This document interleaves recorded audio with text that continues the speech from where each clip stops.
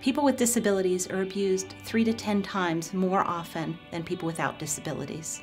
He had the furniture set up in such a way that, especially upstairs, there just wasn't room for a wheelchair up there.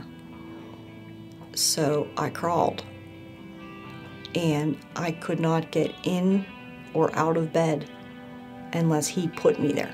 FISA Foundation presents the REACH program by the National MS Society. I was not allowed to have money of any kind.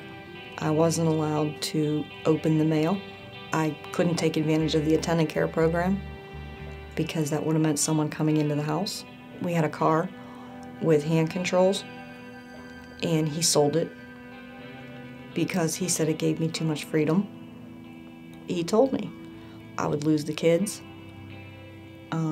I wouldn't make it financially. There was a day where I knew I needed stitches, and I couldn't go to the emergency room. The person who did it wouldn't take me, and that was my only way. So I called Ann. I was looking for basically someone to ask the right questions.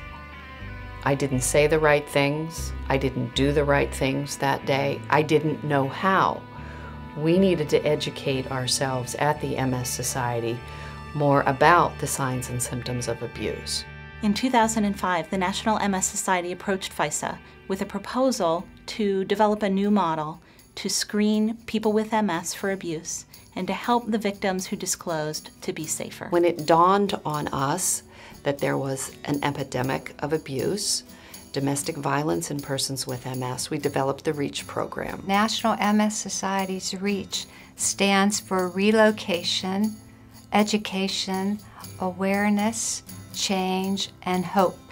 Well, we've realized that the person with MS that's being abused is so dependent on their caregiver, and we needed to therefore give them increased support system. People with MS call us for a variety of reasons, whether it's needing help getting a paid attendant to come into the home, or getting transportation, or helping them, navigate their way through the healthcare system. We are able to identify and screen individuals who are at risk for domestic violence or who are in abusive situations.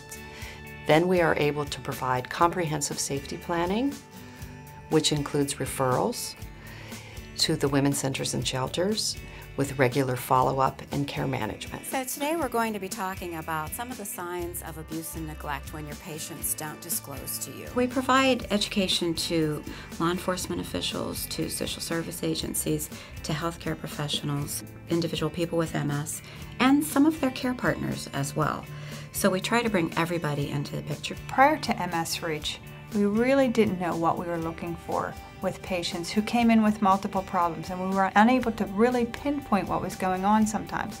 Our patients were suffering from various symptoms of domestic violence. What used to just be dismissed or written off as, well, she's depressed, or he came into the office and he had some bruises on his body. Those things were just sort of stuck in that box before of symptoms of the disease. I assess my patients very differently now. What we've been shown is that many of our patients do really experience domestic violence at home. Since the program was conceived in 2006, 2,300 people have actually been screened at local MS clinics. 750 people disclosed that they were abused. We finally got people to disclose this, and we could offer them counseling and provide them with a better support system so that they felt safer at home. The more we can increase the circle of support for victims of abuse, the more it decreases their feelings of isolation. And then it also increases their feelings of independence and their feelings of power. I think if MS REACH had existed when I went through that, I wouldn't have been as hopeless as I was, just having the support system. FISA Foundation is so proud to support MS REACH and begin to address the epidemic of abuse affecting people with disabilities. FISA Foundation awards grants to nonprofit organizations in southwestern Pennsylvania, celebrating 100 years of improving the lives of women, girls, and people with disabilities. For more information, go to www.fisafoundation.org.